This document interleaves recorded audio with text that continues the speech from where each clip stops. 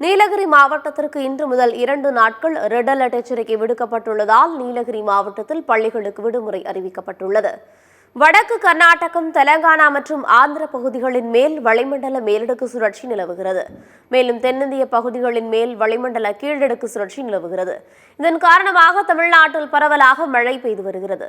அதன்படி நேற்று திருவாரூர் மாவட்டம் நனிலம் மற்றும் அதன் சுற்றுவட்டார பகுதிகளில் காற்றுடன் கூடிய கனமழை பெய்தது. சன்னாநல்லூர், ஆண்டிப்பந்தல், அச்சுத்தமங்கலம், மகிழஞ்சேரி உள்ளிட்ட பல்வேறு பகுதிகளில் பெய்த கனமழையால் வெப்பம் தணிந்து குளிர்ச்சியான சூழல் நிலவியது. குறுவை நெல் சாகுபடி பணிகளை தொடங்கியுள்ள விவசாயிகள் இந்த மழையால் மகிழ்ச்சியடைந்துள்ளனர். நாகப்பட்டினம் மாவட்டத்தில் நேற்று காலை முதல் வெயில் வாட்டி வதைத்து வந்த நிலையில் மாலையில் கனமழை கொட்டி தீர்த்தது. புத்தூர், சிக்கல், வேளாங்கண்ணி, ஆழியூர், கீழ்வேளூர், திருக்குவளை, தலைஞாயிறு உள்ளிட்ட சுற்றுவட்டார பகுதிகளில் கனமழை பெய்தது. கனமழையால் சாலைகளில் மழை நீர் பெருக்கெடுத்து ஓடியது. இந்த மழையால் விவசாயிகள் மற்றும் பொதுமக்கள் மகிழ்ச்சியடைந்துள்ளனர். இந்நிலையில் தமிழகத்தில் வரும் 19ஆம் தேதி வரை மழை தொடரும் என்று சென்னை வானிலை ஆய்வு மையம் தெரிவித்துள்ளது.